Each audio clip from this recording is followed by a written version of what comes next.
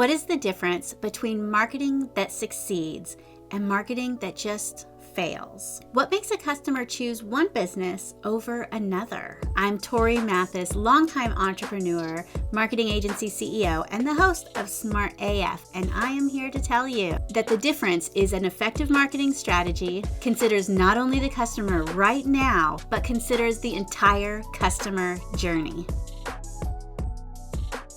When someone lands on your website, you need to know exactly where they're at in the buying process. How can you meet them where they are so that they are primed and more willing and ready to buy? If you take some time to consider when they're coming in and what you want them to do next, you can create content in line with their customer journey. And this is going to make your website and all of your marketing strategies so much more successful. But let's back up. What is the customer journey? The customer journey is the entire life cycle of a customer in relation to your brand. It starts right when they find you, add awareness, and ends with loyalty as a buying customer. You can also think of this as defining your sales process from start to finish. At each stage, the customer has different needs and different expectations, and you can create content that's directly in line with all of these expectations. At the moment that they come to your website, or they see your Google listing, or they see you on social media, or anywhere else that they might find you. And this all starts with mapping your customer journey. You can actually create all of your content in line with the map of your customer journey, and this starts with identifying each of the touch points for your customers. These touch points are the specific times that you have contact with your customers, and there are specific milestones along the way. These are the steps that someone goes from the basic initial awareness to becoming a buyer and a fan of your business. So exactly what are touch points? Touch points might be something like hearing about your business from a friend or seeing an advertisement about your business online. Another example might be them landing on your website looking for some information about a product that they want to buy. Now, the content that you offer somebody that heard about you from a friend and a person that is in research mode is going to be quite a bit different. That is why you need to map out each of these individual scenarios so that you can walk each of them through the buyer's journey. There are specific stages of this buyer's journey. Each journey is different, but the typical stages include awareness, where they're just learning about the existence of your brand. This is the first time they've even seen you. Consideration. This is where the person is checking you out, finding out a little bit more about you, and they're considering other brands as well. This is also known as research mode. Conversion. This is where they take action. This can be signing up for your email list or buying your product or service. But the journey doesn't end there. After purchase, you still want to get the customer to come back for even more. And the next stages may include retention and brand advocacy. Another thing to consider is the actual length of the customer journey. It differs depending on every single business and what you sell. For example, one member of your audience might hear about your brand, check out your website, they may be ready to buy and be a loyal fan. In other markets though, people might take a great deal of time before they actually decide to buy. This is true if your products and services are expensive, high commitment, or personal.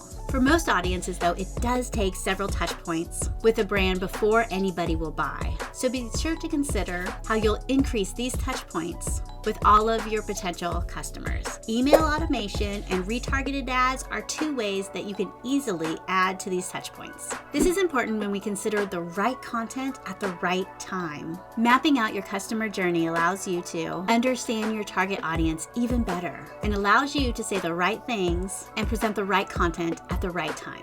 In order to map the customer journey accurately, you need to understand not just who your customers are, but how they go about finding the information for the products that they want to buy. Do they ask a friend? Do they go on Google? Do they do a lot of research? What kind of things do they actually search for? What words do they actually use? How much information do they need to know before they actually act? How much social proof is required for them to trust you to make the purchase? The best way to get started is to start writing the exact steps of the customer journey and begin to find your sales process from beginning to end. Think of several common ways that customers find you, like a Google search or a referral, or seeing an ad or a post on social media. Then map out each step, guiding them from one step to the next, all the way until they take action. Let's use my example that I've used before about fixing my shoulder. I went on Google and I Googled chiropractor for shoulder pain because my trainer told me that a chiropractor might be the way to go to fix my shoulder.